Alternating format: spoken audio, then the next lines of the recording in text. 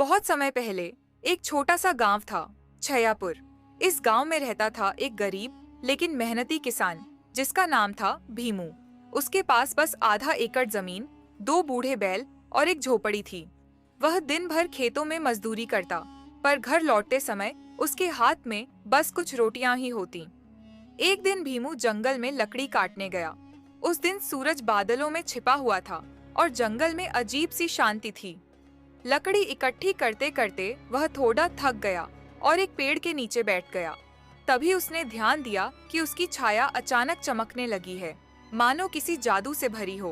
भीमू घबरा गया, पर उसकी छाया ने उससे ही बात की। डरो मत भीमू, मैं तुम्हारी जादुई छाया हूँ। तुम्हारी मेहनत और सच्चाई से प्रभावित होकर मैं धरती माता द्वारा तुम्हें वरदान देने आई हूँ।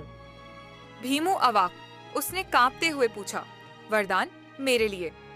छाया मुस्कुराई, हाँ, आज से मैं तुम्हारे हर अच्छे कर्म पर तुम्हें फल दूंगी, लेकिन याद रखना, स्वार्थ, लालच या अन्याय करोगे तो मैं गायब हो जाऊंगी। भीमू ने हामी भरी और घर की ओर चल पड़ा। रास्ते में उसने देखा कि एक बूढ़ा आदमी भारी गठरी उठाए तकलीफ में चल रहा है। भीमू ने तुरंत मदद की। तभी उसकी छाया चमकी और उसके हाथ में एक स्वर्ण मुद्रा आ गई। भीमू हैरान रह गया, जादू सच में हो रहा था। अगले ही दिन उसने एक भूखे बच्चे को अपने घर की रोटी खिला दी। छाया फिर चमकी और उसकी झोपड़ी के पास अचानक पानी का एक मीठा साफ झरना फूट पड़ा। गांव वाले चौंक गए। यह दुनिया का पहला झरना था जो खुद एक गरीब किसान की झोपड़ी के पास उभरा था।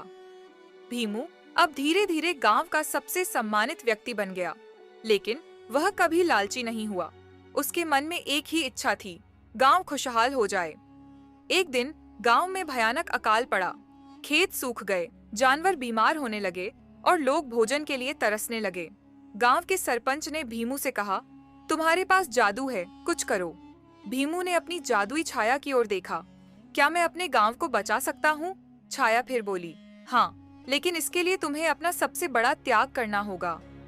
भीमू ने बिना सोचे कहा, मैं तैयार हूँ।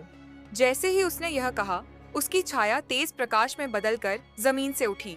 पूरा गांव उस रोशनी में नहाता गया।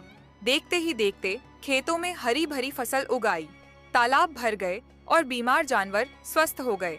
लेकिन जब रोशनी खत्म हुई, भीमू ने देखा अब उसकी छाया गायब हो चुकी थी। गांव वाले दुखी हुए, पर भीमू मुस्कुराया और बोला, मेरी छाया ने जो किया वो मेरा नहीं, मेरा गांव का था। अगर छाया चली गई तो भी मैं अपनी मेहनत नहीं छोड़ूंगा। समय के साथ भीमू गांव का सबसे प्रिय और आदर्श किसान बन गया। लोग कहते थे, भीमू की छाया भले ही चली गई हो, लेकिन उसके अच्छे कर्मों की छाया आज भी हमारे गांव को ढकती है।